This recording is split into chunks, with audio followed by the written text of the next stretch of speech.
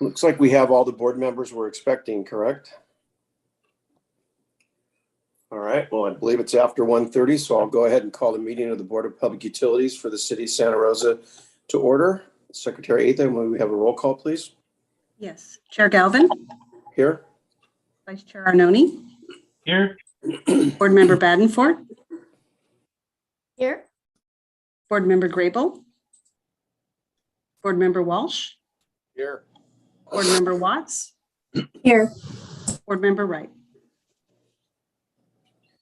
All right, good afternoon to all of you. A reminder to the board members to mute your phones or microphones when you're not speaking, and make sure you put away all cell phones and personal computers.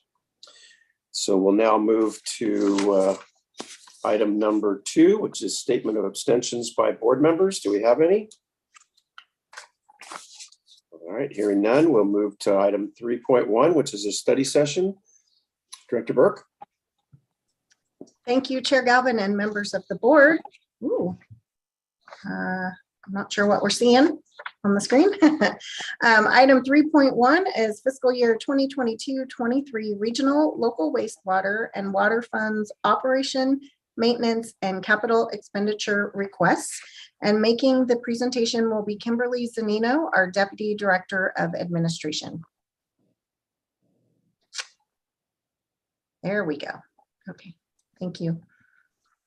Great.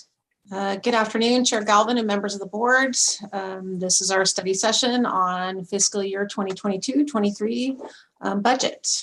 Next slide, please. Today, we will go over all 3 fund budgets, reserves, CIP, regional partner allocations, and the budget schedule. Next slide, please. To begin with, we provide assumptions for the budget each year, and as shown here, we are expecting most revenue to remain flat, except for the miscellaneous revenues in the regional fund. Those revenues are increasing due to additional participation in the high strength waste program. And this year, customer rates will increase by 3% for water and 2% for sewer based on the approved rate schedule. Next slide, please. This year, we are seeing many uncontrolled costs increasing. Listed here are areas we are seeing increases. Salaries are increasing more significantly than typical, and that is because of a delay in negotiations with our bargaining units last year. Because of delays, 2 years of COLAs are reflected in the 2022-23 budget. The first of the increases at 3% was incorporated in September of 2021, so it was not reflected in last year's budget. And the second at 2.5% will be implemented in April of 2022 instead of July, which would be the normal timing. In addition, there was also negotiated an employee wellness payment per employee. And so that is added and reflected in the salary line items this year. Benefits, energy costs, vehicle costs, information technology, and insurance are also increasing as shown here. Operational supplies are going up, and that's just based on the fact that all costs of goods are increasing now.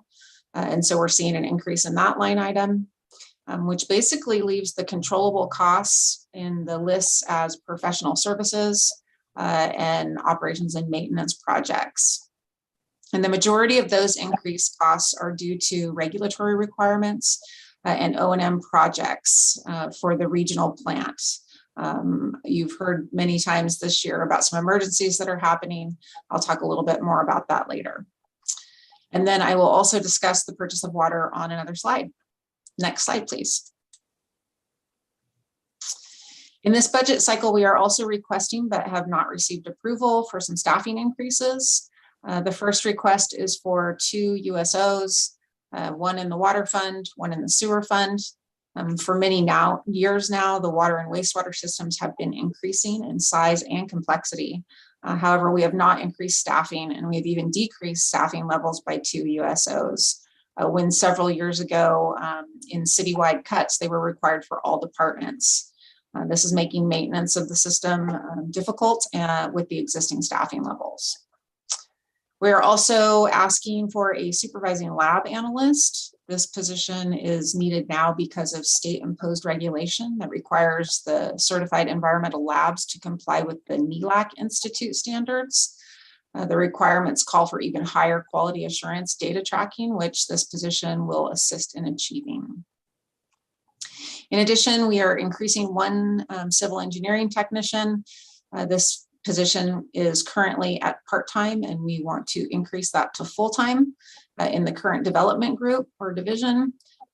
These changes would help with achieving timeframes that have been set by new regulatory requirements and council goals for processing permits. And in addition to that, we are requesting the reclassification of 4 positions. There will be one vehicle that will be needed if the USOs are approved. And so that vehicle is on there as well. There is also one vehicle that we need to have replaced that was at some point dropped out of the replacement program. And so there are not funds built up for that vehicle's replacement. None of these numbers are shown today yet in the budget screens because they are not approved. They would be added if approved at a later time.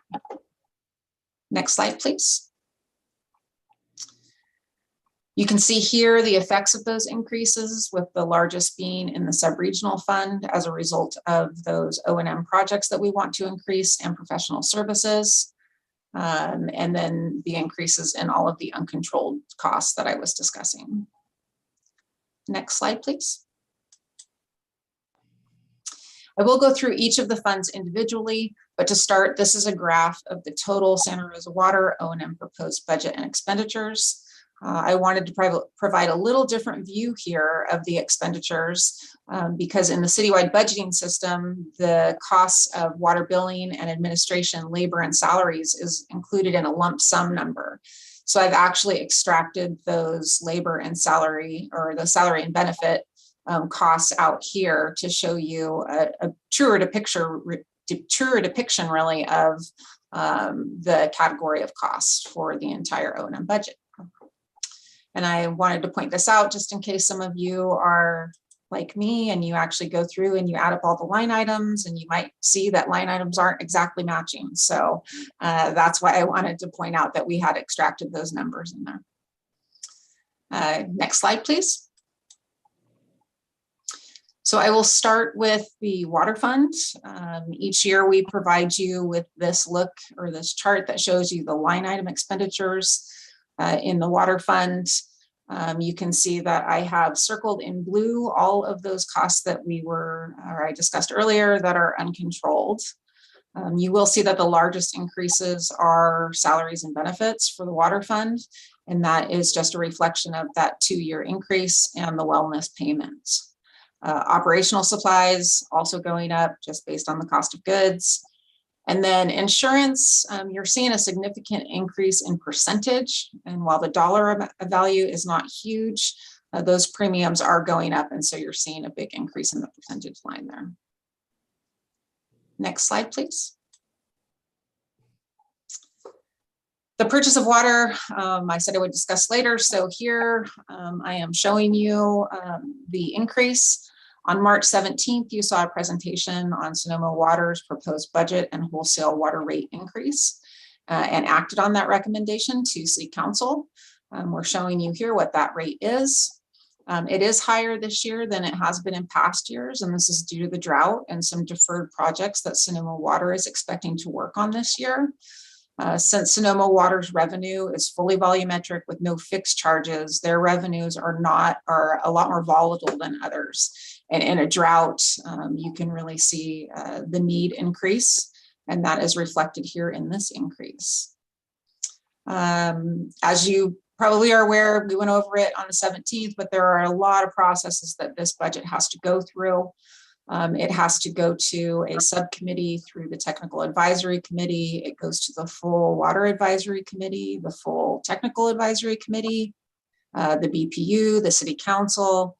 All of these steps are just recommendations until it goes to the Sonoma Water's board of directors, where they consider approval and adoption of the actual rate. Since the wholesale pass-through rate was removed in 2021, with the purpose of providing more certainty to our customers and removing that unknown increase for them. We wanted to make sure that you were aware that Santa Rosa Water did develop our current rate schedule based on a 6% increase by Sonoma Water. So this is incorporated in the long-range financial model and will not have an effect on our customers. Next slide, please. I'll show you a graph for each one of the funds. This is just a graph of the water fund showing you where and which categories of expenditures there are in the water fund. And you can see here that purchase of water is the largest expenditure on the water side. Next slide, please. This is the same information for the wastewater fund with the same main increases. Increases mostly in the uncontrolled expenses, vehicles being one of the largest, and that's due to the large fleet in local operations and the increased costs from the city's garage. Insurance, again, you're seeing that large percentage jump here just because premiums are going up. Next slide, please. And a picture of the wastewater fund by category of expenditure. Next slide, please. Again, the chart here for regional operations. I would, again, like to just address the increases in the controllable line items for us. O&M projects and professional services have larger increases this year. Director Burke has reported out several times to you during this last fiscal year the number of emergency projects at the plant. From storm response last October to the aeration pipe failure, the sinkhole that occurred in December, and others. And so we are therefore feeling that it's very necessary to increase the budget and work on some planned maintenance projects this year. And that's why you see the big jump there. We have also have some regulatory compliance projects that are included in that, as well as some items for compliance in the professional services line item. Next slide, please. Once again, you see the chart for regional. On this chart, though, you see some extra amounts that are included. Once again, just in case you're the person like me who adds everything up from the other slides, I want to make sure that you're clear on why this slide has some additional items on it. First is the decrease in the $5.4 million of projected miscellaneous revenues. Those revenues are collected and go directly into the regional fund. So they are removed from the O&M allocations to the partners. There is also a required increase in the O&M reserve, which we need to distribute between the partners to achieve the 15% per policy reserve. And then also included in this slide, you will see debt service. And I will go over the allocations of the expenses for regional on a later slide. Next slide, please. For the last several years now, we have been showing you a new look, which is the revenue to expenditure slide. You will see here it's indicated that there are higher expenditures than revenues. On the water side, this is due to a decrease in revenue from the drought, as well as those increased expenditures. We are proposing the use of undesignated fund balance to cover this, which avoids any need to impact our customer rates. And I'm going to go into quite a bit of detail on undesignated fund balance in a later slide. Next slide, please. Same picture for the wastewater fund. I will point out on this fund, though, you do see Santa Rosa Water's contribution to the regional fund. And that is because wastewater ratepayer funds are what we use for our contribution or to pay for our contribution of the subregional system. Next slide, please. So as I said, I'm going to go into a little detail about reserves today. Since we are proposing to use fund balance to cover expenditures and reduced revenue, I just want to provide some detail on our reserve balances. All reserves in the chart are based on June 30th of 2021. We provide reserves from they're based on the end of the last fiscal year, where expenditures and revenues are all completed and audited. The good news is that while we are seeing increases in the O&M budgets and reductions in revenue this year are likely, we have a sufficient amount of undesignated fund balance to cover those increases. All other reserve balances remain at policy levels. But you can see that those undesignated fund balances are fairly high this year, and I'll go into a little bit detail about why they sit at those higher numbers. To start with, in the water fund, you may remember that when the pandemic started, we estimated for losses based on what the city was using for their loss projections. All losses in that budgeted year were based on the Great Recession, which is from 2007 to 2009. We used the same percentages of reduction in revenue from those years.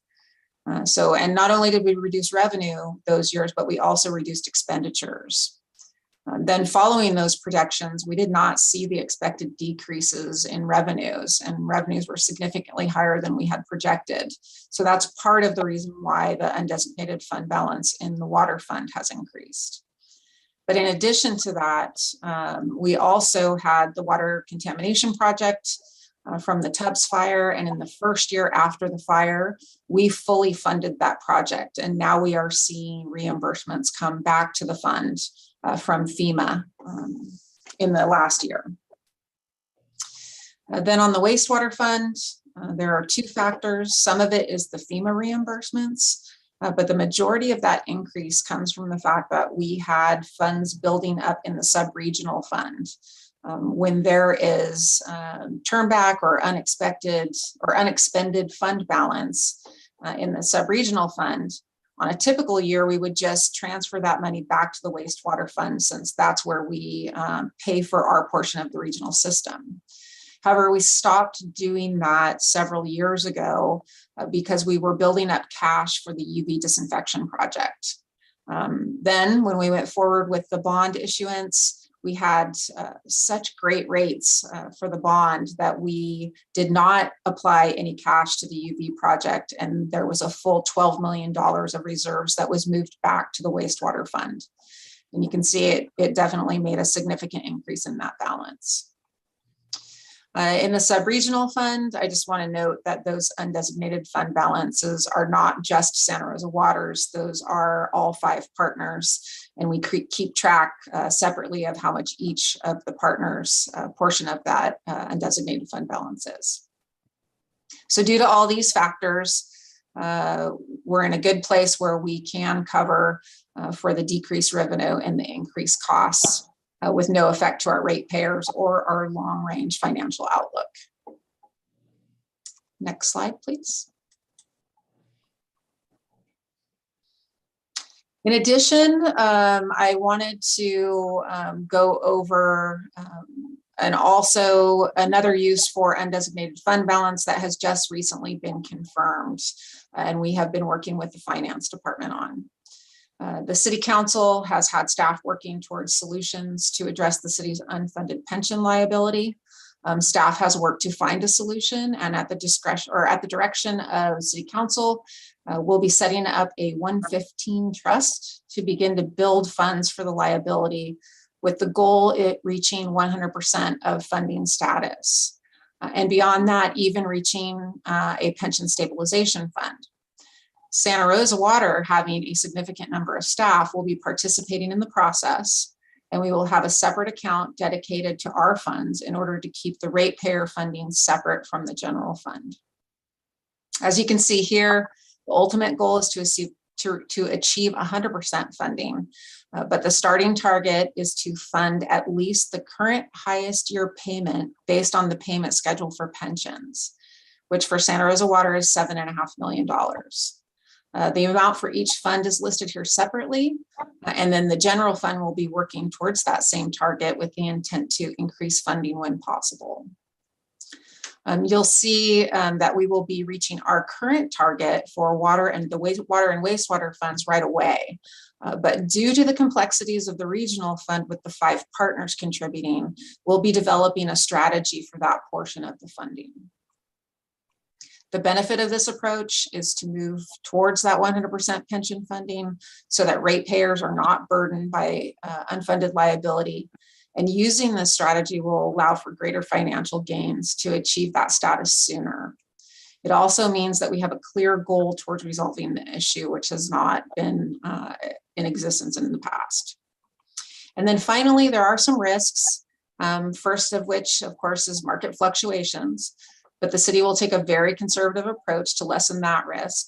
There is also the possibility of pension rate spikes again in the future, which means the liability could increase. But reforms that have been made and implemented in the pension systems makes this less likely. The fund can also be used to stabilize if there are spikes that happen and avoid increases in the unfunded liability. So moving forward, we are also considering redirecting funding that we currently have being used for pension obligation or pension obligation bonds. And those are going to be expiring soon, or they'll be paid off soon. And that would allow us to redirect funding that we're already using into this 115 trust, and then wouldn't create increases in our annual budgets. So moving forward, we will be keeping you informed about the process as this develops in the future. Next slide, please. So next, you can go to the next slide. I'm going to go over the regional contributions now. You saw their expenditures, but now I will go over the contributions. The operations and maintenance contribution of the budget for the partners is determined by actual flows in a previous year. And so this chart is just defining the basis for those allocations. As you can see, it remains fairly stable year over year. As far as each partner's contribution. Obviously, the flows go up and down. That depends on wet and dry years, but the percentage of flow has stayed fairly stable through the years. Next slide, please. This chart is providing you with the total budget except for debt service. So this is what we allocate to the partners, that total number in the bottom right-hand corner, $4.65 million. This has the total operations and maintenance costs. It has the CIP cash funding. It shows you what the additional need is to bring our operating reserve to 15% per policy. And then in the bottom right, it also shows you how we remove the miscellaneous revenues that go directly into the regional fund from the amount that is allocated out to the partners. Next slide, please. This chart provides you the entire picture. So here you can see the operation and maintenance and CIP amounts and the debt service amounts and the total change for each of our partners. Each of the various components of the total expenditures are distributed in different ways as defined by the subregional agreement. O&M costs are distributed based on those actual flows that I discussed in the previous slide. And then so what we do is we determine our O&M expenditures or proposed budgeted expenditures. We remove the miscellaneous revenues. We add back that additional reserve that may be needed, and then we allocate those costs based on those percentages of flow. The CIP is allocated by percentages that are defined in the subregional agreement, and debt service is based on when projects or the debt for the projects as it is issued. This year, some of the partners will apply for some refund reserve to lower their increases.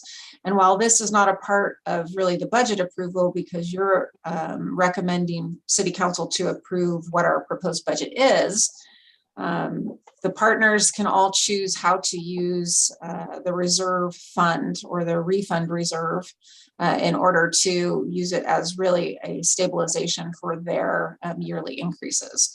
And I point this out because Santa Rosa is proposing to use $400,000 from that refund reserve, and that was reflected on the slide that was expenditures to revenues for the wastewater fund.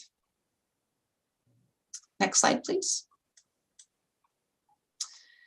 Next, we will go into the capital improvement program.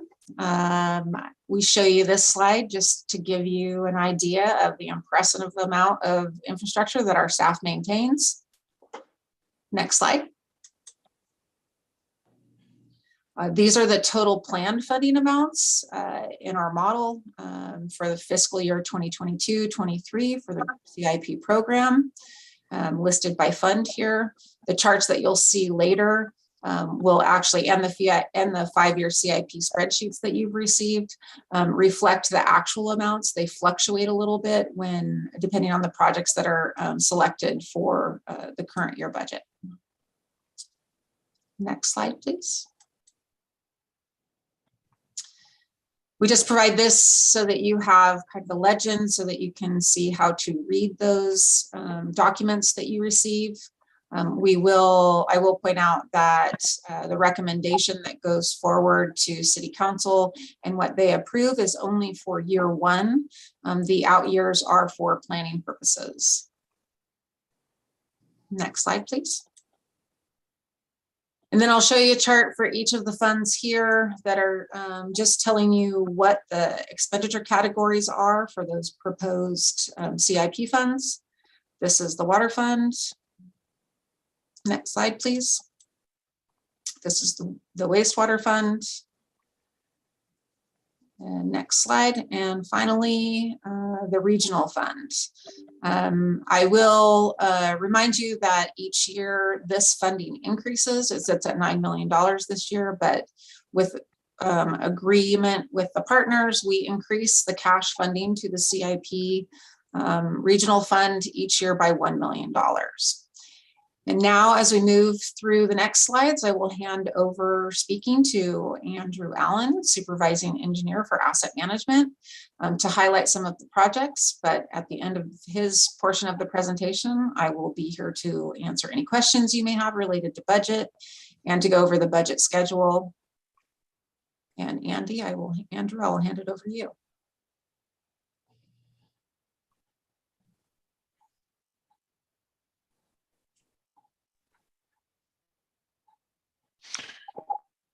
Good afternoon. Thank you, Deputy Director Zanino.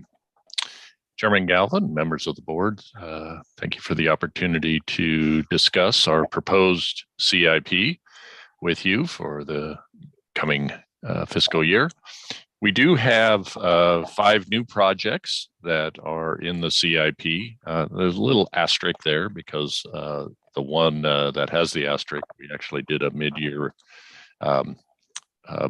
budget adjustment to initiate the project and start it moving towards design. The first 4 are brand new and seen for the first time. We do have, to start with, Myers Drive Sewer and Water Project, Crosstown Trunk Replacement, Phase 1, Sonoma Avenue Montgomery Drive Water Project, and Terralina Buena Vista Phase 2 Sewer and Water Project, and a very important project, sewer trunk lining down near the treatment plant. It's now renamed Llano Trunk Lining. And then, of course, we do have continuing projects, sewer trunk projects, which include realignment and lining, neighborhood replacement projects, reservoir pump station upgrades, and undersize fuel tank with deformed walls. So things are moving forward on continuation basis. Next slide, please. This gives you a map of where the new projects are in red. Over in the lower left, 2403 is in blue because it's technically a continuing project, but you can see where that sits right near the Llano treatment plant. Our projects are distributed pretty much throughout the city. Those are blue and continuing and red new. Next slide, please. So I do want to highlight a couple of ones I've already spoke to briefly. There is a Terralina Buena Vista Phase 2 Sewer and Water Project. This is Phase 1 is close at hand, and so we're looking forward to, I think that may be in front of you later today. And this project will be the next step in that regional effort to improve fire flow and increase water service and sewer collection. Definitely a fire flow deficient area, which has put it up as an elevated project and very important to the area. Next slide, please. The big project that I spoke to also was the Llano Trunk rehabilitation.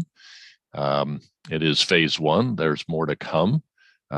This is a fairly large segment, 7,300 feet of 66-inch sewer trunk that extends down Llano all the way into the treatment plant. There's more to come. There was a recent technical memorandum that was provided by our consultant that based on visual observation of the trunk is in need of lining and as a very, very high priority. Next slide, please. We do want to highlight a couple of regional projects. Mitigation bank development. It's a continuing project.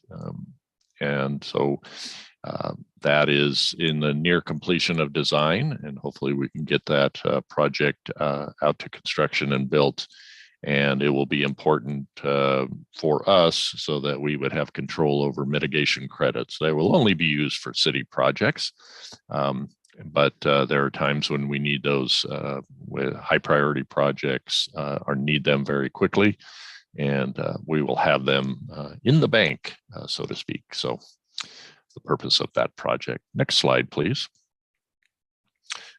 And another big project to do with regional operation is the electrical infrastructure at Laguna Treatment Plant. You can see it has 7 different locations throughout the plant where we need electrical replacement and upgrading. Across as very clear, extends throughout the plant and is a very critical need at this point. So we're looking forward to that project continuing to move forward. Next slide, please. I'll turn it back over to Deputy Director Zunino. Okay, so back with the budget schedule. As you can see, there's lots of steps for us before we actually get to the city budget, the city council. We came to you with the Sonoma water rate increase. We also took that to city council on March 29th. We've met with the regional partners 3 times. We've met with the budget subcommittee 2 times. We are having our study session with you today, and then we'll come back to you on the 21st to request a recommendation to city council.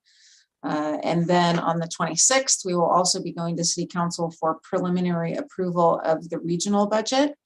We need to get this done before May each year so that we can inform our partners of their allocations so that they can get their budgets completed as well. And then the study sessions this year for city council will be on the 10th and the 11th of May, and budget adoption on June 21st. Next slide, please. And with that, I am here to answer any questions you may have, and we have Andy here also to answer any questions on CIP projects. Thank you, Deputy Director Zunino. I'll open it up now for board member questions or comments. Board Member Walsh. Thank you, Mr. Chairman.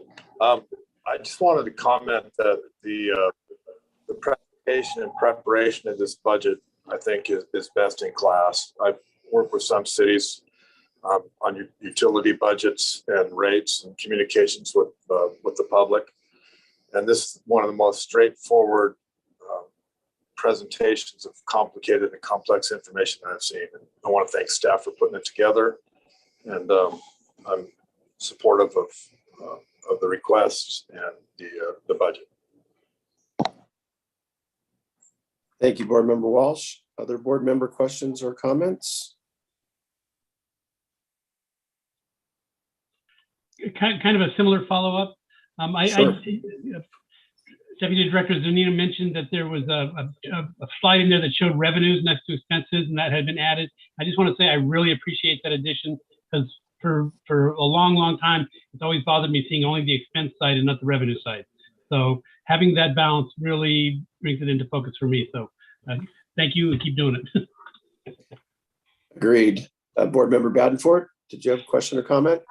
Yeah, thank you, Chair Galvin, and ditto on the compliments. That was, as a non-finance expert, that was extremely helpful. You answered every question along the way. So I did type a couple out though. I'm just curious generally, I'm certainly not looking for any specific breakdown or numbers, but as we've transitioned through COVID, and I know that there's, it sounded, I have two questions, one on the increases, but then also, has there been a meaningful shift in how our staff is working, whether we have a lot more staff working remotely, and have there been kind of noticeable impacts to our budget with those changes? So as far as staff working remotely, because we are an operational division, many of our staff can't work from home. So it's about a third of our staff that do have a hybrid schedule and can work from home a couple of days a week. Not all of them who are able to do.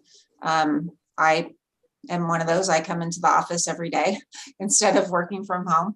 And so really largely most of our staff are actually working in the office or in the field, most of them being in the field.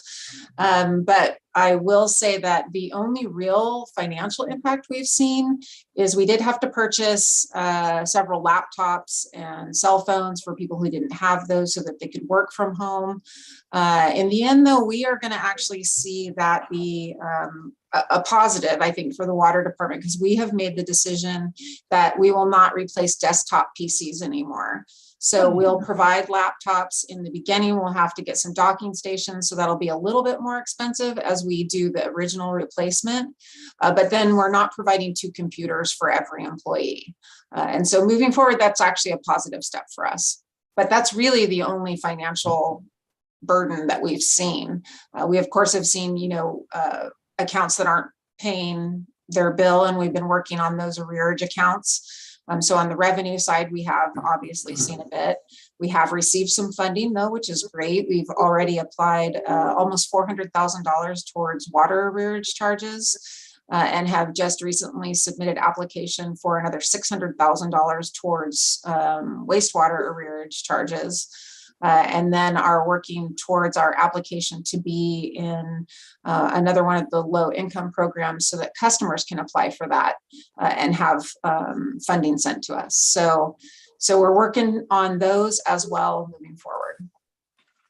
Oh, fantastic. Thank you. I know the team really had our customers in mind from the very, very get-go, and you guys have updated us and managed that beautifully throughout. So I appreciate it. I'm sure our customers appreciate it.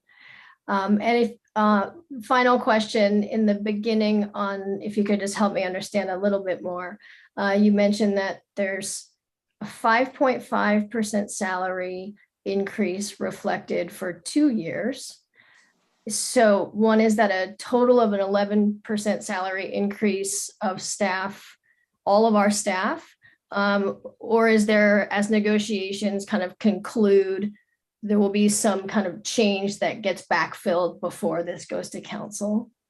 I'm not sure. Anywhere near. It depends on the bargaining unit, obviously, okay. But the majority of our bargaining units got a 2.5% or a 3%, and then they're getting a 2.5%. There won't be another increase in 2022-23. It won't come until the following fiscal year, and that's another 2.5%, I believe, for most of our bargaining units. So that's total increases for the whole 3 years of the current MOUs. And then that wellness payment, which also reflected an increase in the salary line, is $500 per employee per year. Great. Thank you very much. That's it for me. Thanks, Chair Galvin. Thank you. Other board member questions or comments? All right. Well, I would echo what's been said. Great job, Deputy Director Zanino and your staff putting the budget together, and also to the budget subcommittee for all the work that they put in. So at this point, we'll open it up for public comment on item 3.1. If you wish to make a comment via Zoom, please raise your hand. If you're dialing in via telephone, please dial *9 to raise your hand. Secretary Atha? We have no public comments. All right, that will take care of item number 3.1. 4.1 is the approval of the March 17th minutes. We'll open it up for public comment on the minutes approval. If you wish to comment via Zoom, please raise your hand. If you're dialing in via telephone, please dial *9 to raise your hand. Secretary Etha, do we have anyone? No, we do not. All right, that'll take care of 4.1. We'll move now to item 5.1, our first of two staff briefings. Deputy or Director Burke, please. Thank you, Chair Galvin and members of the board. Our first staff briefing is on the 2022 Earth Day event in Courthouse Square. And Tasha Wright, our sustainability coordinator for energy, will be making the presentation.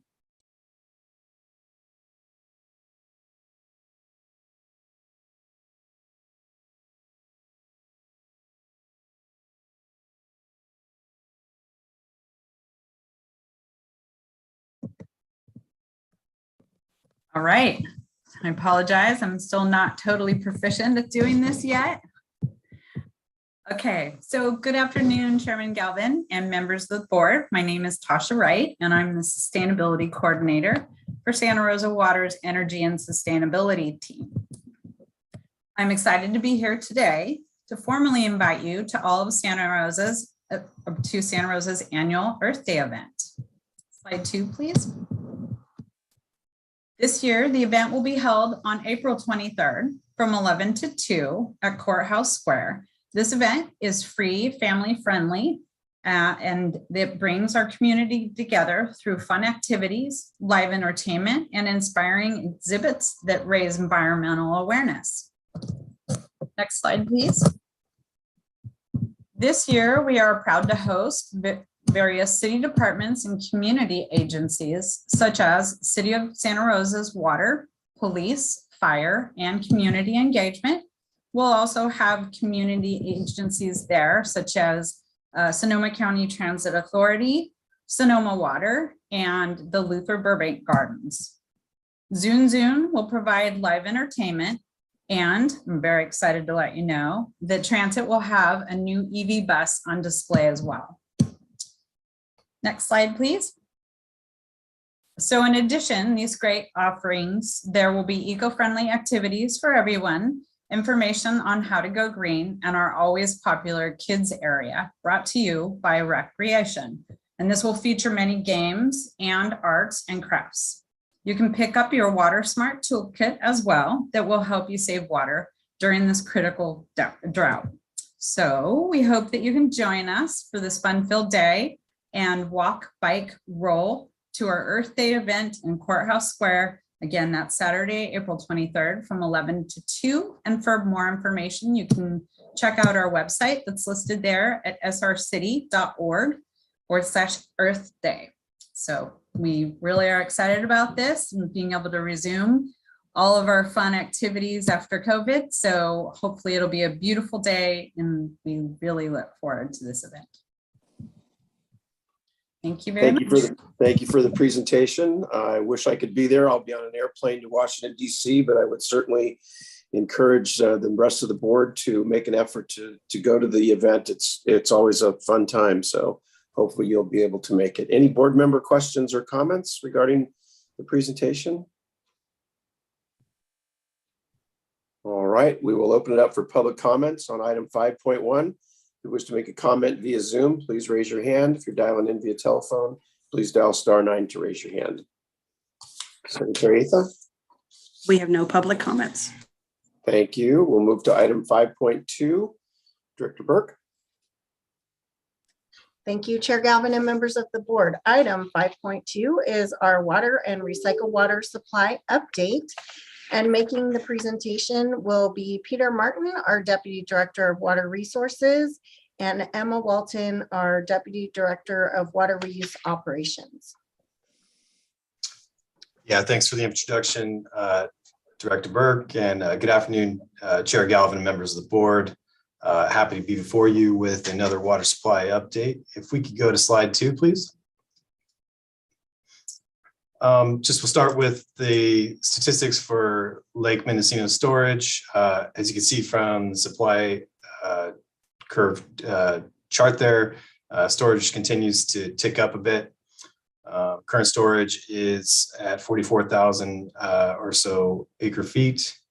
That represents about 54% of their target water supply curve for this time of year.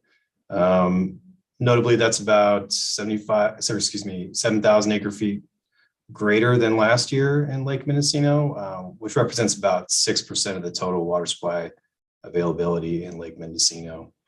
The releases are at about 30 cubic feet per second, and it represents a weekly change of about 400 acre feet, give or take, right now. So it's increasing just slightly right now.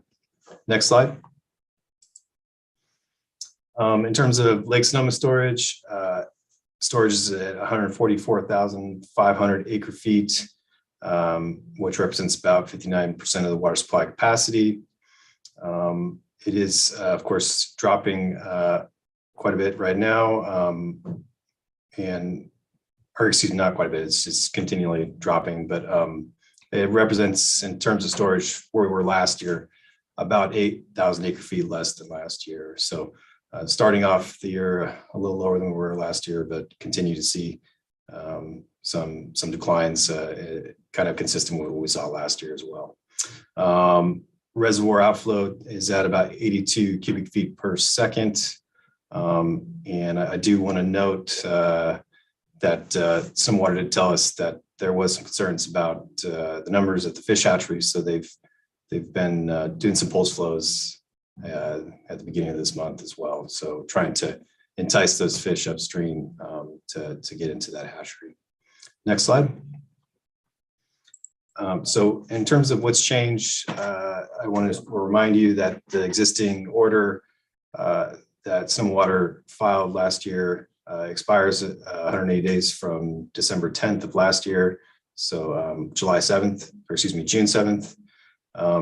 So I think the last time I was in before you, I reported that Sonoma Water will be filing another petition later this month, perhaps early of next month, in order to keep the water classification as at critical water year classification.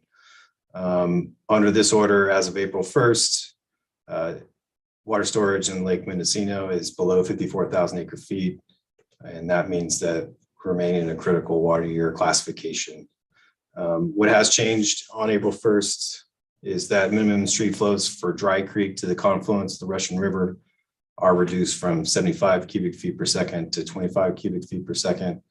But as I mentioned in my earlier slides, Sonoma Water has told us that they are kind of ramping those flows per the request of the fishery agencies to continue to support the fish hatchery needs, getting the fish upstream. And then I just wanted to kind of note that curtailments, as you know, were lifted in December in relation to the storms that occurred in October and November. The state board is looking at a new emergency rulemaking process that would go into effect perhaps in June or July and allow them to reinstate curtailments. They have started a water availability analysis, and a draft of the emergency regulation has been released. So we'll stay tuned and kind of see what their approach is going to be for curtailments up and down the upper and lower Russian River. However, they did kind of say that the goal is not to just apply a blanket curtailment like last year, and focus more on kind of the priority system that is in place for water right holders, and kind of take into consideration any conservation being made on site for perhaps agricultural users and others. So yeah, there's some more to come, but it looks like curtailments will be reinstituted, but not perhaps as heavy-handed as last year. Next slide. I just wanted to give a nice preview of the spring and summer water conservation campaign that's it's being launched right now. Right now we're really working with our customers to remind them that the drought is still here, and those restrictions remain in effect. So you'll see a lot of information going out very soon to remind customers that we remain in stage 3 of our drought water contingency shortage plan. And there are restrictions in place for the city. And we're asking folks to save as much water as they can and continue to keep up the good work. So you'll see the tagline is still the same, but it's drought is still here, just to kind of plant the seed in that reminder. Next slide. And then we're really focusing on continuing to drive folks towards making permanent changes and investments in long-term water use efficiency in their homes and businesses. And these can be big or small, but of course, we have plenty of resources for folks that are interested in making these changes. And so you'll see kind of this slide here with, kind of a before and after of the opportunities folks have in a water use efficiency landscape or perhaps other areas too as well. So next slide. So yeah, just continuing to, you'll see a lot of indoor and outdoor materials with this too. In this campaign, we've been working quite closely with the Sonoma Marin Saving Water Partnership so that we can carry a consistent message up and down the entire Russian River and amongst all of our partners. Next slide. Just kind of want to highlight some of the key messages for this month. We're really going to get out there and tell folks it's time for an irrigation system checkup, make sure everything is in good shape before folks start turning on their irrigation systems. We're really working hard to direct folks towards low water use plant selections for trees and plants that they can put in their yards. We remind folks that there are plenty of rebates available. And something that we've kind of responded to from prior droughts is that folks are concerned about taking care of trees. It's very important for a lot of reasons that trees remain healthy even during drought. So we're going to focus on some workshops and messaging on how folks can continue to care for their trees during drought. And then, continuing to try to get those numbers up for the Water Smart portal. So we'll be really pushing that messaging around getting folks to register for that portal and track their water usage and learn and become aware of what their water usage is like in their home or business. Next slide. Just a reminder that Santa Rosa Water is here to help you save, and drought is still here. This will conclude my portion of the presentation. I will hand it over to Deputy Director Walton. Thank you, Deputy Martin. Good afternoon, Chair Galvin, members of the board. I have a very brief recycle water supply update for you today. Next slide, please. Our recycle water production for the month of March averaged about 15 MGD. As you can see, it was below what we produced in March last year and well below what we would produce in an average March, which is about 24 MGD. So our plant has really started to move into operation for summer flows. Next slide, please. Despite our production being low right now, we did receive a little rain previously in the water year. So our recycled water storage is substantially better than it was last year, but as you can see, still below average. Next slide, please. Our 2022 irrigation season has already begun, and we already have users using water for irrigation as we haven't received much rain. Just as a reminder, we established our initial allocations in January. We allocated about 900 million gallons of recycled water above what we allocated last year. As you remember, we allocated about 600 million last year. We were unable to increase allocations in April as we still haven't received rain since January. But if we are able to, as we move through the season, we will do so. We have an all-user meeting scheduled for April 26th, just to get questions answered from any of our users, as well as present some big picture information. And just as a reminder, our allocations will be guaranteed until September 30th of this year. Next slide, please. As always, we continue to communicate consistently with our users in many different forms. And if you're interested in seeing most recent information, you can check out our website at the link there. Next slide, please. And with that, I'd be happy to answer any questions. Thank you, Deputy Director Martin and Deputy Director Walton. Open it up now for any board member questions or comments.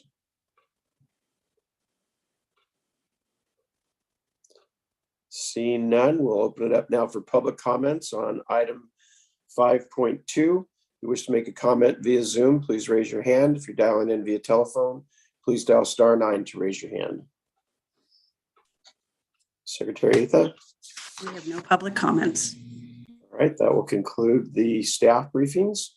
We'll now move to the consent calendar. We have 3 items on the consent calendar. I'll move approval of the consent calendar. Second. We have a motion by Vice Chair Arnone, seconded by Board Member Watts. Any comments from the board before I open it up for public comment? Okay, we'll open it up now for public comment on items 6.1, 6.2, and 6.3. If you wish to make a comment via Zoom, please raise your hand. If you wish to make a comment via telephone, please dial *9. Secretary Etha, do we have anyone? We do not. All right, may we have a roll call vote, please? Yes, Chair Galvin, Aye. Vice Chair Arnone, Aye. Board Member Badenford, Aye. Board Member Walsh, Aye. and Board Member Watts. Aye. That passes with 5 ayes. Thank you. That takes care of the consent calendar. We'll now move to item 7.1, which is a report item. Director Burke. Thank you, Chair Galvin and members of the board. Item 7.1 is approval of water service agreement between City of Santa Rosa and El Cristal Mobile Home Park. And making the presentation is Andrew Allen, supervising engineer with our asset management team.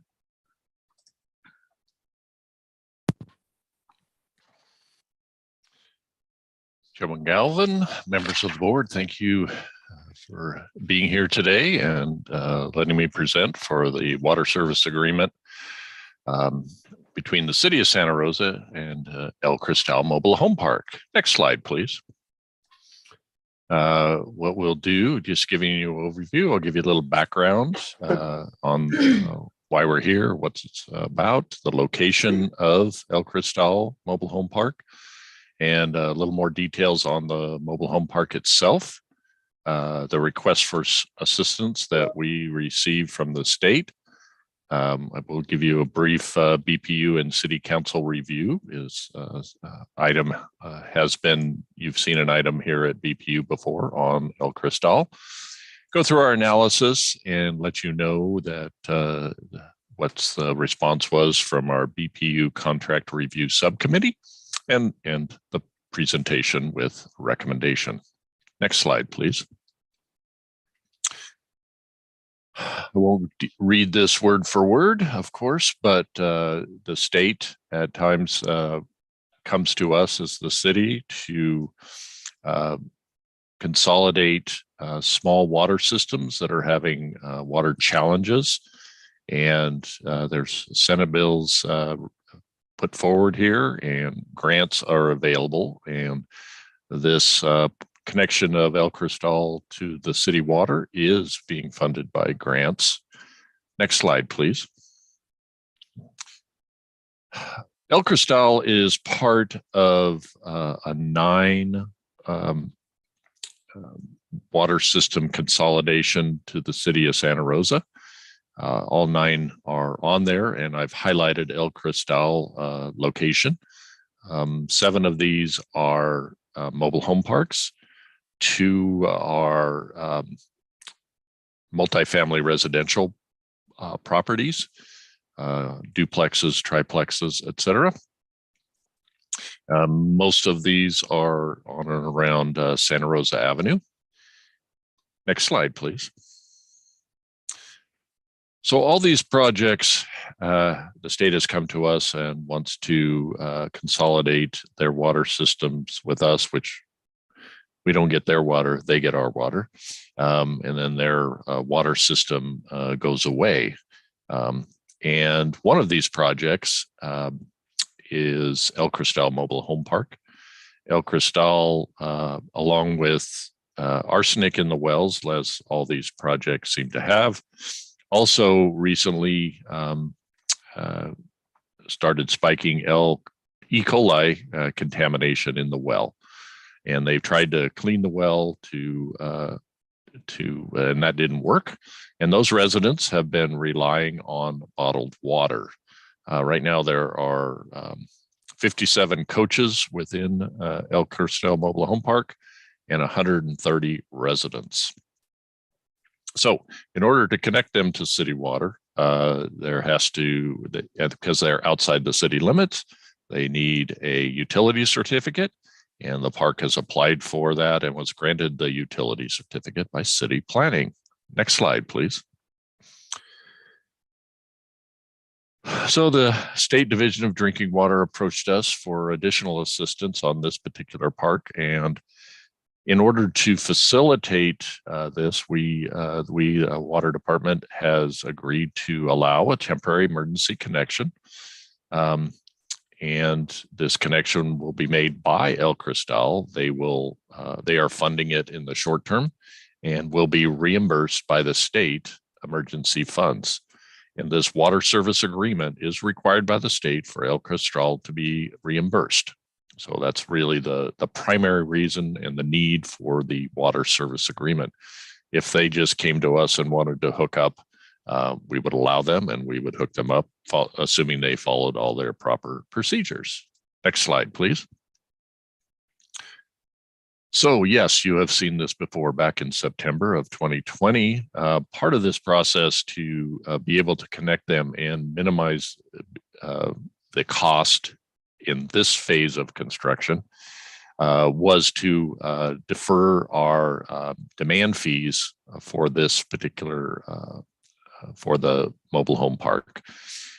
They still pay their processing fee and meter fees, but the demand fees, if with the addition of the demand fees, the cost to do this emergency connection would be real high and above the limit that the state had available in their emergency funds.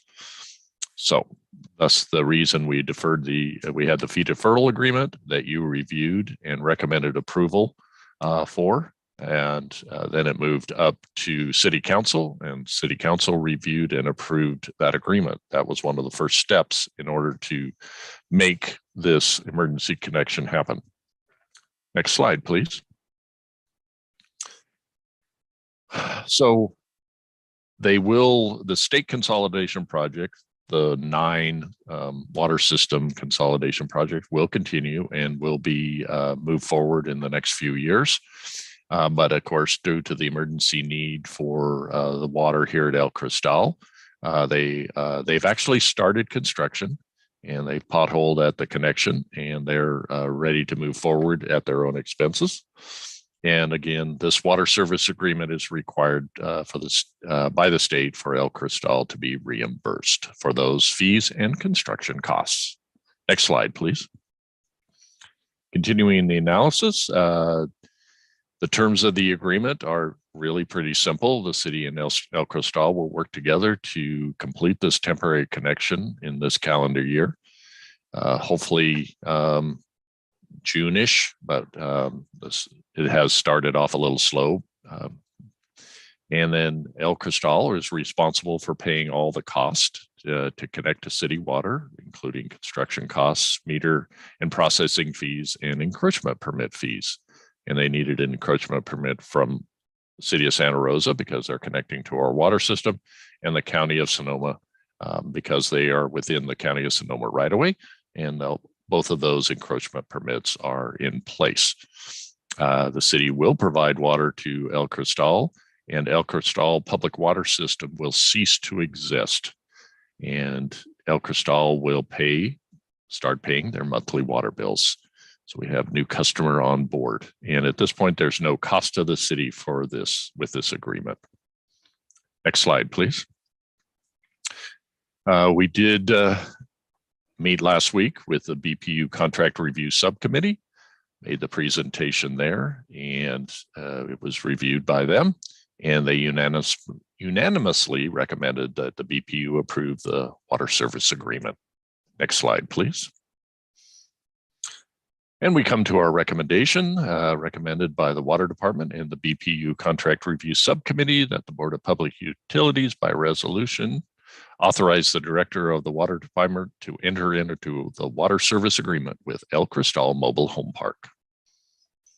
I'm available. Next slide. And we're here for any discussion and questions.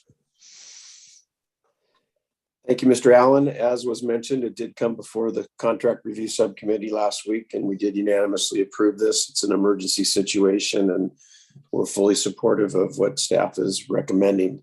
I'll open it now for any for any board member questions or comments. All right, then we'll open it up for public comment on item 7.1. If you wish to make a comment via Zoom, please raise your hand. If you're dialing in via telephone, please dial *9 to raise your hand.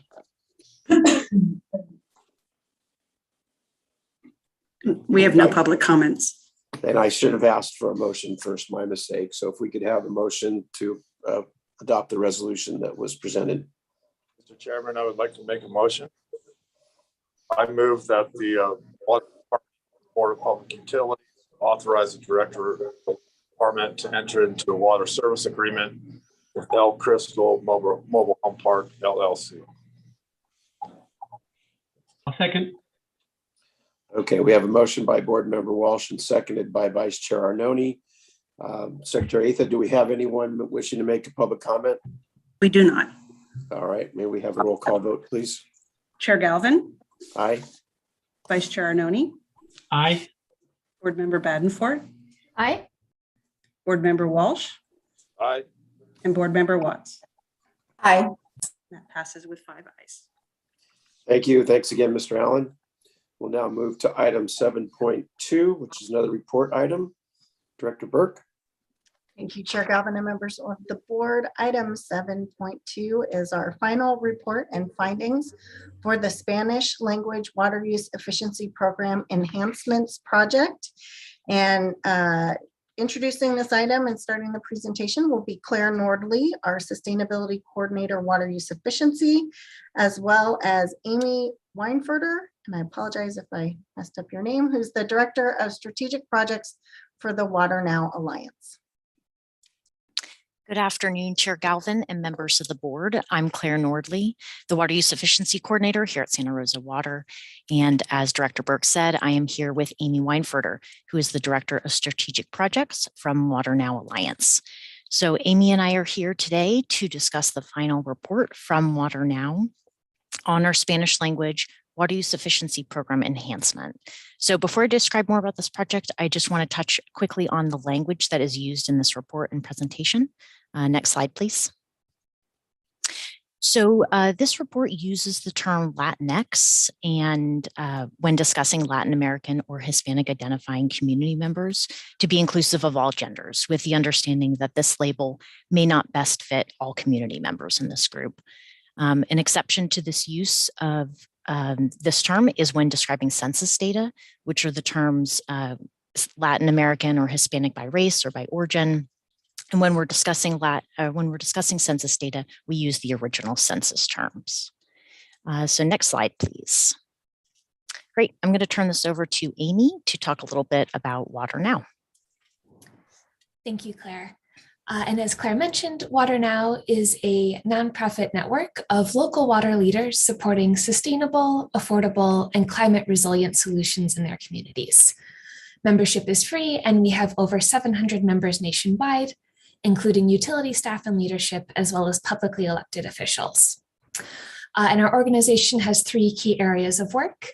We advance policy to create pathways for sustainable and affordable strategies. We provide a forum for engagement to connect water leaders with resources and with one another. And we demonstrate sustainable solutions by supporting on-the-ground project work that communities can replicate and scale. And this demonstration work includes our Project Accelerator initiative, where we partner with cities, water agencies, and other organizations to jumpstart sustainable water projects. And I will turn it back over to Claire to talk a little bit more about what this Project Accelerator initiative looked like in Santa Rosa. Thank you, Amy. Next slide, please. So this presentation describes over a year's worth of cumulative work conducted by Santa Rosa Water and Water Now. In January 2021, Santa Rosa Water and Water Now signed an MOU to accept the Project Accelerator Award, which provides technical assistance to the awardees of 250 hours. So this is a nationally available award, and it's provided to only a limited number of water utilities annually. Next slide, please.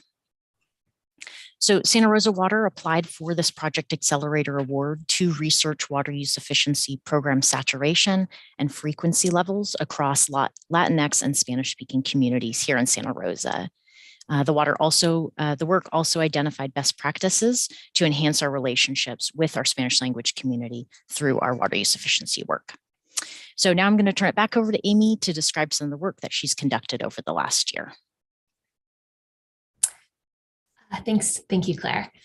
So to reach the goals that Claire just described, we broke the project down into 5 key phases of work shown here on this slide. And these included beginning with baseline research to understand Santa Rosa Water's water use efficiency programming and existing outreach and communication strategies, conducting an analysis of customer participation data, identifying best practices through interviews with utilities as well as local community organizations, conducting a survey in both English and Spanish of Santa Rosa residents to hear directly from the customers, and finally, synthesizing project recommendations and findings based on these earlier phases of work. And we'll walk through each of these phases in a little bit more detail through the rest of this presentation. Next slide, please. So to kick off the project, Water Now focused on better understanding Santa Rosa's water use efficiency programs, shown in a snapshot in this slide. We reviewed online materials and reports, and most importantly, spoke with Santa Rosa's water use efficiency and outreach and communications team to better understand their perspectives and insights. Next slide, please. This slide shows a quick map of Santa Rosa's outreach and communication practices, which, as you can see, ranges from print and digital outreach to in-person outreach to educational outreach and customer service interactions. And all of the options shown in green represent activities that include Spanish language options or components. So as you can see, this includes a very wide percentage of materials, and all of the materials in the print and digital outreach and in-person outreach components of Santa Rosa's strategy. Next slide, please. And through these conversations, several strategies emerged as particularly effective ways to engage Spanish-speaking and Latinx community members. Some commonly reported successes included the role of word of mouth in making people aware of programs. Similarly, ads and interviews on Spanish radio stations were flagged as being highly effective. Santa Rosa's participation in events based directly in neighborhoods with larger Spanish-speaking and Latinx populations were cited as a crucial way to give people an opportunity to ask questions, learn more, and build excitement about participating in these programs. And more broadly, the role of face-to-face engagement was cited as a really important key strategy for outreach. Similarly, partnerships with local community leaders and organizations helps to get the word out. And some commonly cited challenges on the other side of the coin include the challenge of making sure people are aware of these programs and specifically aware of their eligibility to participate in them. The loss of that really valuable face-to-face interaction as a result of the COVID pandemic, ensuring that the translation logistics are navigated, and ensuring that there's enough bandwidth to meet translation demand. And 2 points that are certainly not limited to Latinx and Spanish-speaking community members, but that were highlighted through these conversations include the fact that the upfront costs of rebate programs can sometimes discourage participants who might feel that they don't have this in their budgets. and that for some renters, there might be a few more barriers or a little bit less enthusiasm about participating if they don't own the property. Next slide, please. So to better understand how these factors might be playing out, we compared participation in 5 of the largest and longest running water use efficiency programs, shown here, to different demographic characteristics, which we pulled from US Census data. Next slide, please. And this map shows where participation in these 5 water use efficiency programs were most concentrated over the period from 2013 to 2021. The darker red areas on this map indicate a higher density or concentration of participants, while the lighter colors indicate a lower concentration of participants. And you might be able to see the dots, which represent individual participants and are informing this data in the background. Just to help orient the map, there are 2 white lines. The horizontal line going across the map is Highway California 12, and the vertical line is Highway US 101. The dark gray outline is Santa Rosa's service area, and the light blue outlines indicate US Census blocks, which are essentially the way the US Census defines neighborhoods. And as you can see, there's participation all across Santa Rosa, but there are some places where it's particularly strong. We can see a band sort of going across the middle of the city, as well as some dark red clusters on both the east and west sides. And I think the main takeaway from this map is that, again, while there's participation everywhere, there are some areas where there's not necessarily the same concentration or density of high participation we see in other parts of the city. And if we could move to the next slide, please. And we can see this conclusion in this slide as well. This figure is comparing the number of participants in a water use efficiency program within a neighborhood. And the green data is looking at this across the city as a whole, while the blue data is looking at this for neighborhoods where at least 50% of the people living there identify as being of Hispanic or Latino origin, according to their responses to the census. And so you can see the range of participants, again, is quite wide, goes from 0 to 157 for the city as a whole, with the most common number of participants being 31. And when we compare that to Latinx neighborhoods, we can see visually that its participation is a bit lower. The most common number of participants is 17, and the range goes from 0 to 60. Next slide, please. Of course, this is not the only thing that affects participation. We also looked at a number of other demographic characteristics to understand how they might also be informing participation in these programs. And what we found was that participation is typically, although not always, lower in neighborhoods where there's higher percentages of the characteristics shown on this slide. So participation is lower where higher percentages of the population in a neighborhood lacks internet access, does not have a bachelor's degree, where higher percentages of the population are in renter-occupied housing, qualify as being in poverty status, speak Spanish, or in particular speak Spanish and also have limited fluency in English, and again, identify as Hispanic or Latino by race or by origin, according to their census responses. Next slide, please. And we feel that this data can be used as another resource or information point to help inform outreach and communication strategies across different areas of the cities to help build participation and awareness of these programs. So for example, in this map, we have selected in green neighborhoods where we think awareness of these programs might be low.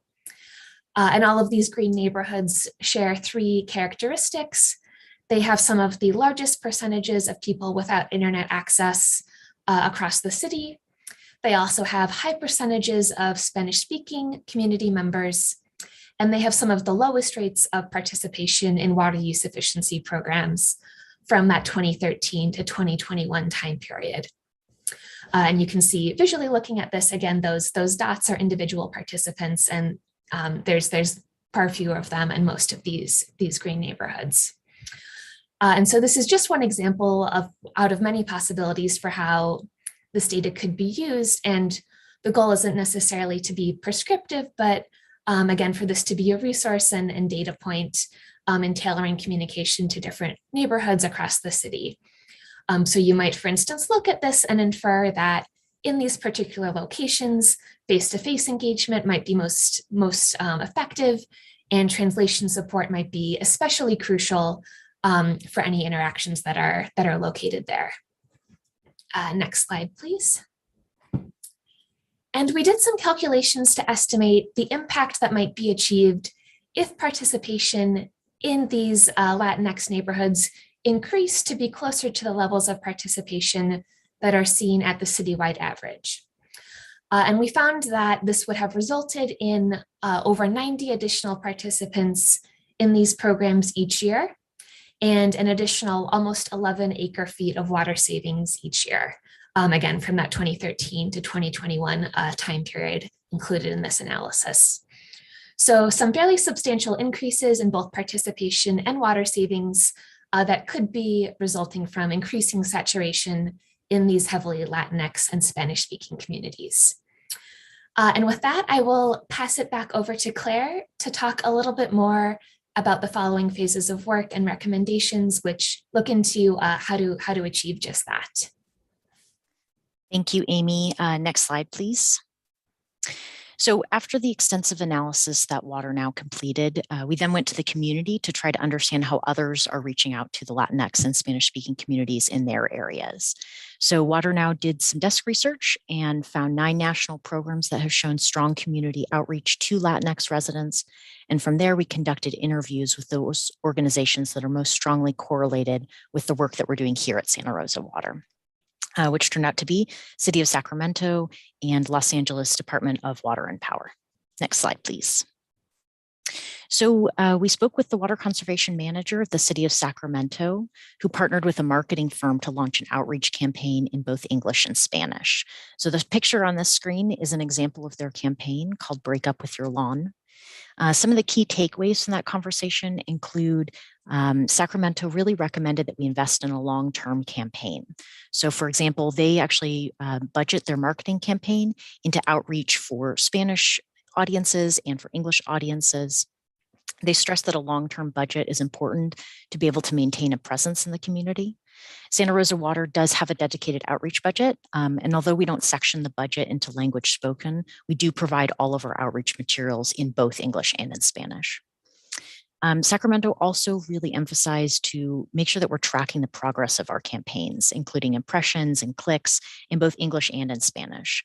So for example, the Break Up With Your Lawn campaign is featured here, received over 2.7 million impressions to the English version of the campaign, but only 400,000 impressions in Spanish. So tracking progress and making sure that you're refining your message as you go is really important. Sacramento also used focus groups, which they felt like really helped them further refine their message. Next slide, please. So we also spoke with the water conservation manager at LADWP, and some of the key takeaways from that conversation include the recommendation to diversify outreach techniques. So the Latinx community is not monolithic, just like the English-speaking community, and what may influence one community member is not going to influence another, so broad outreach through multiple channels is essential. So for example, LADWP contracted with a grassroots theater company to host weekly plays about sustainability, which are inspired by telenovelas with the exaggerated acting, family-friendly humor, and all in Spanish. So this is also a really good example of developing meaningful partnerships in the community and developing culturally relevant advertising, which were other themes that LADWP provided in their feedback to us. So LADWP also partnered with other community-based organizations to host workshops. For example, they worked with landscape professionals to provide training about landscape care. So again, with cultural awareness, they offered the trainings at night or on the weekends to make sure that they're not interfering with people's work during the day. So here in Sonoma County, we do offer our qualified water efficient landscaper training. That's offered both in English and in Spanish, and we also offer it at night and on the weekends. Next slide, please. So after this research on national programs, WaterNow conducted extensive outreach to identify the major organizations here in Sonoma County that provide services specifically to the Latinx community. So we ended up conducting interviews with Los Cien, Sonoma County, and Community Action Partnership. Next slide, please. So from the conversations with these two groups, we learned that maybe this is obvious, but we have to engage in Spanish. So for example, we have to provide Spanish language outreach materials. We need to indicate on the outside of an envelope that material inside is in Spanish. We need to have a website option for Spanish, and we need to have bilingual staff at outreach events. So another common piece of advice for Santa Rosa Water is also that the messenger really matters. So we need to partner with trusted messengers, including faith-based organizations, as well as other trusted organizations like Salvation Army and schools, libraries, etc. We also have to make sure that our outreach materials and our staff include people of color to be able to match the diversity of the community that we serve. We also need to make sure that we're limiting asking for too much personal information, such as demographic information, or we need to work through a trusted non-governmental organization to make sure that we're reducing any concerns about immigration status. So these interviews also emphasize the need to focus messaging that's clear and straightforward. We need to emphasize program eligibility requirements and cost savings. And then lastly, the conversations really emphasize that we need to meet people where they are. So for example, we need to go to places where community gathers, grocery stores, schools, libraries, etc. It was also suggested to utilize student or youth groups as an avenue to share information with families. So one example of this is actually at the start of the last school year, Santa Rosa partnered with Community Building Initiative Roseland. We provided drought information and supplies at a backpack giveaway event that was hosted in Roseland. And then lastly, in-person events, we need to continue with those. They build connection, they build trust, they help with word of mouth messaging. And we are luckily getting back to more in-person events. And in fact, we attended a candy and drought bucket giveaway at the Roseland Community Library recently, which was really well attended. Next slide, please. So after we collected feedback from our community and national partners, we wanted to actually hear from our Santa Rosa community. So we issued a survey. Survey was English and Spanish. We advertised using some of the best practices that I've just described in this presentation. And participation was really robust. So we got over 780 responses to the survey, and 134 of those responses were to the Spanish-only version of the survey. Next slide, please.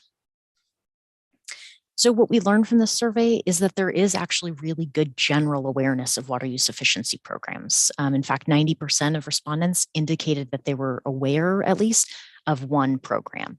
The Cash for Grass program, the Water Smart Home Kit, and the Water Smart Home Checkup programs were the most well-known programs across both surveys, actually, both in English and in Spanish.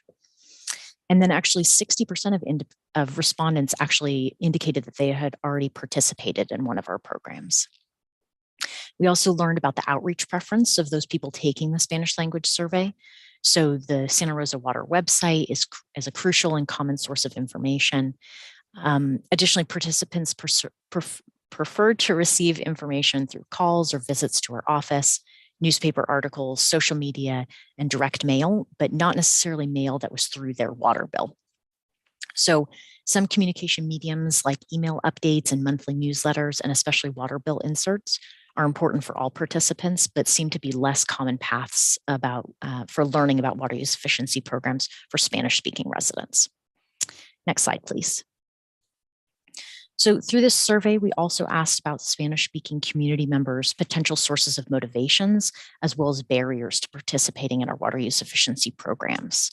So some of the motivations include the need to already replace an appliance, reduce water usage at their house, save money, and protect the local environment.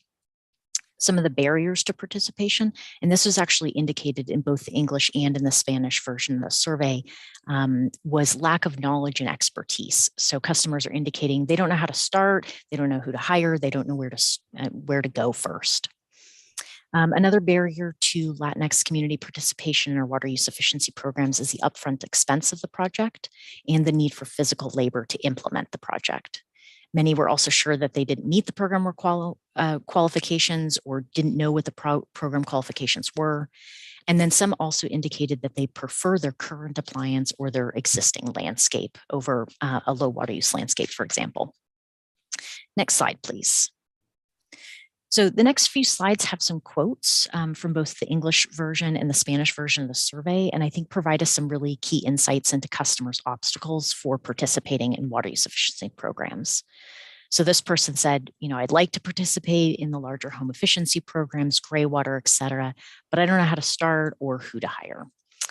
And this lack of knowledge and expertise came up a few times in the survey, in both the English version and the Spanish version of the survey. And so, combat this, last year we put into place a contract with a local community organization, and they're contracted to help us host 4 to 6 workshops annually, both in English and in Spanish, virtually and in person.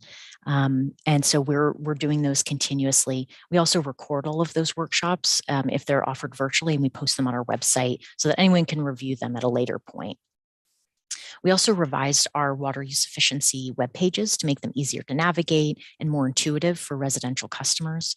We also added more information from the common questions that we get, for example, about who to hire or what stores to get supplies from. And we do host links on our website that point people to lists of landscape professionals. But based on some of the feedback that we received, not everybody knows about this information. So we need to do a better job at highlighting the resources that we already have. Next slide, please. So another piece of feedback we receive is about a language barrier. This person said, and this was translated from Spanish, sometimes they don't speak Spanish, and that means you don't understand exactly how the programs work. So although the water use efficiency team doesn't have a person on staff who speaks Spanish, we do employ the language line for our verbal translation needs. So that's on the phone or in person during water audits. We also, the department has a contract for written translation needs, and we've utilized that to translate all of our water use efficiency program information and eligibility requirements. So, and then we also have, of course, within our department, we have Spanish bicultural or bilingual people who have supported the water use efficiency team on in-person events. All right, next slide, please. So this last piece of feedback really reflects the obstacle of financing a water use efficiency upgrade. This person said that they just installed 1,100 gallons of rainwater harvesting barrels. It cost them $1,500 in materials, and they receive a rebate of $250. So, of course, although we offer rebates, they don't cover the full cost of the project. And we continue to seek grant opportunities to increase our rebates and expand our program offerings. Next slide, please. So during this year-long study, our water use efficiency team has learned a lot about best practices for increasing program participation, and we've discovered some successes that we've had and some challenges. So for example, we've already been implementing many of the best practices even prior to this study. So we already provide outreach through diverse channels like bill inserts, our website, social media, city connections, radio. We're working with partners, we're going to events, but we've also learned about new avenues for advertising. So for example, we have video ads that are currently running inside Lola's Market and El Mocajete's restaurants in Spanish. So we're meeting people where they are. We're also advertising our Spanish language workshops through posters at locations where community members gather, including Bayer Farms and Roseland and our libraries. Another success for us, I would say, is that we do have a dedicated outreach budget, and we have staff who are responsible for implementing water department outreach. We also continue to seek cultural diversity and develop partnerships in our community, which are, of course, essential to building trust in any community. So for example, we worked with LandPaths to advertise the survey that we discussed earlier in this presentation, and they actually created a poster which they hung in several Santa Rosa locations, and this led to a huge boost in survey participants. We were also recently invited to be guests on a Spanish language radio program where we had the opportunity to talk about water use efficiency. We're also, of course, increasing our in-person outreach now that pandemic restrictions are lifting, and we have a full roster of workshops and events that we're going to be attending this year. So, of course, building and maintaining a network is a long-term commitment and a long-term investment of time and resources. But of course, we're committed to providing services to our entire community. And then one of the other things I wanted to mention is, as I said before, we received comments from the survey about where to start or who to hire. So we need to continue to focus on providing simple education about water use efficiency and highlight the existing resources that we have. So next slide, please. So with that, the recommendation is that it's recommended by Santa Rosa Water that the Board of Public Utilities by motion accept the Water Now Alliance Spanish language water use efficiency enhancement project final report and further support the key findings and recommendations contained in this report. And next slide, please. Thank you. Very good. Thank you, Amy and Claire, for your presentation. Open it up now for board member questions or comments. Board member Watts. Thank you. I know this is a huge project and a big undertaking, but I just want to let you know the appreciation that I feel that our department has put resources to this. This is extremely important, not just for water ratepayers, but for the entire city of Santa Rosa, and I think falls along with the mission of, you know, real community engagement that our city is trying to really support at this time. So I just want to thank you for that. And just kind of note, I know that hiring Spanish speaking staff is a difficult aspect while you're looking for staff that also qualify for highly technical jobs that the water department offers. But I do hope that we can increase our Spanish bilingual staff so that it doesn't fall on the few to obviously be the ones to go to every single one of these events or answer the questions. I know that's a challenge for all employers, but I think that, you know, the findings in this report will hopefully move us in the right direction. And thank you for taking the time to really work on all of the recommendations. Thank you, Board Member Watts. Board Member Walsh. Thank you, Chair Galvin. Claire Doherty, Weinford, appreciate what you've done. The report's significant and it's helpful. And I just want, if there are some barriers to using the water efficiency programs that we may overcome, that may be helpful. There's a lot of compliance that goes into, for instance, installing a recirculating water pump. Somebody will come out to the property once, and then the pump gets installed, come out to the property again to make sure it's installed.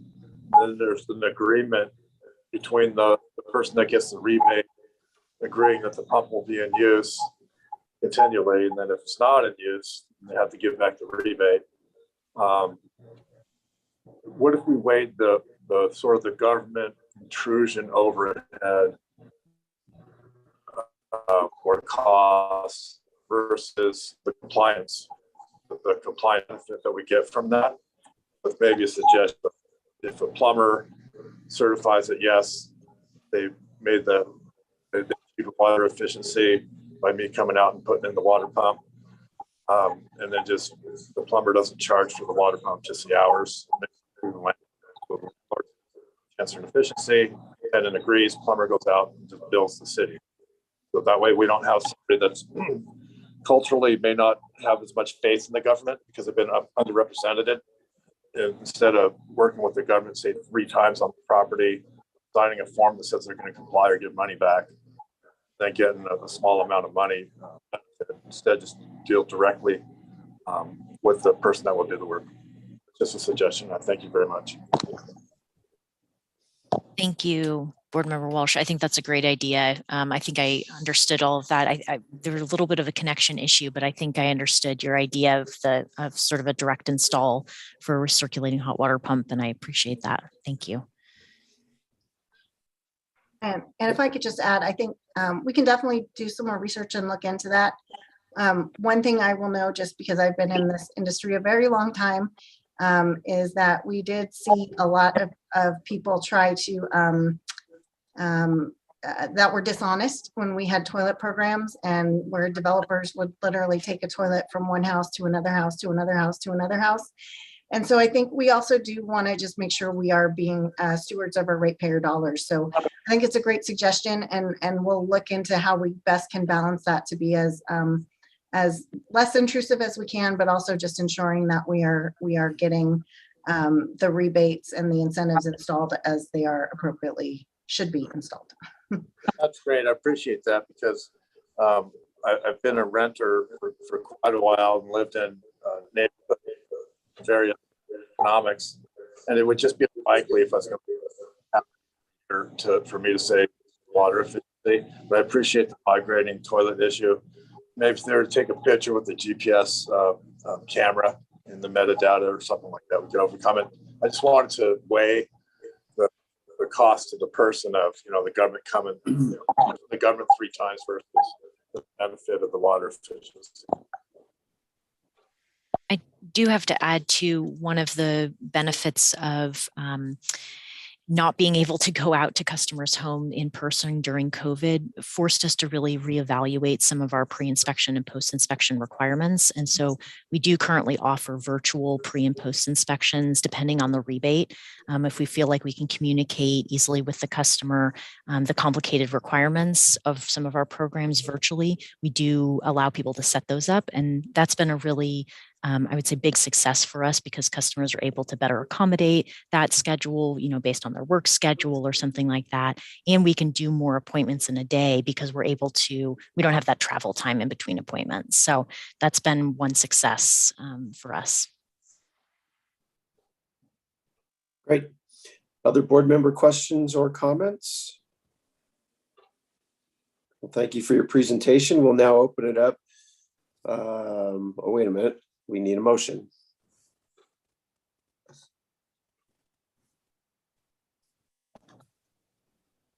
I'll make a motion that the Board of Public Utilities accept the Water Now Alliance Spanish Language Water Use Efficiency Enhancement Project final report and further support the key findings and recommendations contained in the report. I will second that motion. We have a motion by Vice Chair Arnone, seconded by Board Member Walsh. We'll now open it up for public comments on item 7.2. If you wish to make a comment via Zoom, please raise your hand. If you're dialing in via telephone, please dial *9 to raise your hand. Secretary Etha? We have no public comments. All right, may we have a roll call vote, please? Yes. Chair Galvin? Aye. Vice Chair Arnone? Aye. Board Member Badenford? Aye. Board Member Walsh? Aye. And Board Member Watts? Aye. That passes with 5 ayes. Very good. Passes unanimously. Thank you. We'll now move to item 8 on our agenda. We'll take public comments on non-agenda items. If you wish to make a comment via Zoom, please raise your hand. If you're dialing in via telephone, please dial *9. Secretary Etha? There are no public comments. Very good. We have item 9. We have no referrals. We have no written communications.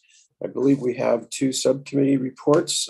Board Member Watts on the Water Conservation Subcommittee. Yes, thank you.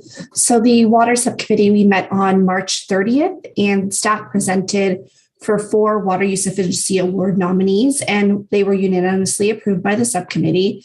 And they will be presented their awards at City Council meeting on May 10th in concert with Water Awareness Month and the council proclamation for that. And staff also provided a detailed presentation regarding planned spring and summer water use efficiency outreach activities, including several in-person events and the return of the Water Smart Expo at the Wednesday Night Market in June this year. So a lot to look forward to and a lot of events for that department coming up. And that was it. Very good. Thank you. And I'll report that the Contract Review Subcommittee met on March 29th, as you've already heard, and we unanimously recommended by the subcommittee the item that was on today's agenda regarding the water service agreement with the El Cristal Mobile Home Park. That agreement provides for El Cristal to have a connection to the city's water system and is needed for El Cristal to be reimbursed from the state for construction costs for the connection to the water system. And that takes care of the Contract Review Subcommittee report. Any board member questions or comments regarding those 2 reports? All right, we'll open it up for public comment on item number 11. If you wish to make a comment via Zoom, please raise your hand. If you're dialing in via telephone, please dial *9 to raise your hand. Secretary Atha? There are no public comments. That'll take care of item number 11. Do we have any board member reports?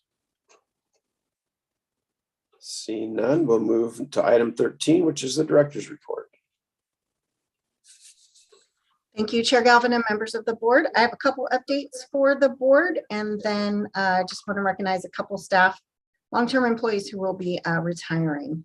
So first, I wanted to let the board know that on March 29th, the City Council considered Sonoma Water's fiscal year 22-23 budget and rate increase and provided direction to our WAC member, which is Council Member Rogers, to vote in support of the proposed budget and rate increase. And on Monday, April 4th, the WAC voted unanimously to recommend support of the proposed budget and rates. So that will be going in front of the Sonoma County Board of Directors later this month. And then second, I wanted to thank the board for all of your work, and especially Chair Galvin for attending the March 29th council meeting. I think many probably have already seen because it was in the paper, but I did want to let the board know that the council voted unanimously to support the demand offset policy, and we really could not have been successful without the leadership of the board. So thank you so much for your work on that. And then I wanted to recognize two long-term employees that will be retiring. Very happy for them. Sad for the department because we're losing two key staff. First, Steve Thompson, who's a quality control associate in our asset management team. Steve Thompson was hired as an engineering technician in the Public Works Engineering Survey section in 1990. And he worked there for several years and eventually took on the role of a survey party chief for several capital projects, including the Marlowe Road widening, Guerneville Road widening, and part of the Route 12 interchange at Stony Point Road. Steve's aptitude for technology led him to develop a significant array of surveying applications to include AutoCAD add-in programs. Successful technology efforts made Steve a resource for Public Works Engineering, where he was asked to help develop the engineering documents database. And not long after that, Steve moved to a capital projects engineering team, and the teams decided they needed a database to track and report their work. And Steve was tapped to develop the CIP database and related applications, which we still use today. Steve was moved into the Waters Asset Management team in 2008, where he continued to manage and oversee the document database and CIP database. Steve's been an integral part of our asset management team, and he will be missed. And second, we have John Stinson, our administrative analyst. After a decision to make a career change in 2002, John thought a stint as a temp at the city would be a good transitional job. And 20 years later, he is still here, which we are very happy about. In March 2002, John started as a temporary customer service representative for the utility billing collections team, and he became permanent in 2003. In 2006, he was promoted to a senior customer service representative in the revenue division, and was again promoted in 2010 to an administrative technician, where he moved to the Recreation and Parks Department. In 2013, John was promoted to an admin analyst in the Economic Development and Housing Department. And in 2016, he transferred to Santa Rosa Water. As part of Santa Rosa Water, John, a large part of his work has been planning, maintenance, and preparation of the CIP fiscal year budgets. And he was instrumental in redesigning the process to make it more efficient and clearer for both staff and those that approve the budgets. In all of his positions here at the city, John has been known for doing an excellent job, no matter the task, but has been a true asset that will be sorely missed. So I'm very happy for both Steve and John, and wish them well in their retirement. And that is my report, and I'm happy to answer any questions the board may have. Thank you, Director Burke. Any questions for the director from the board? All right. Oh, yes. Mr. Nutt. Thank you very much, Chair Gavin. I just want to second Jennifer's congratulations on the on both Steve and John. They've been fantastic employees with the water department, and being the public works director, we've relied substantially on both of their help, the work that they've done. It really has been a pleasure having them in the organization, and I just want to also express my appreciation for their time here and wish them well in retirement. Thank you. All right, we'll now take public comments on item 13. If you wish to make a comment via Zoom, please raise your hand. If you're dialing in via telephone, please dial *9 to raise your hand. Secretary Atha? There are no public comments. All right, then with this time, we've completed our agenda. We'll adjourn the meeting in honor of Steve Thompson and John Stinson and wish them good luck in their retirement. Thank you all. Have a great afternoon. See you in a couple of weeks.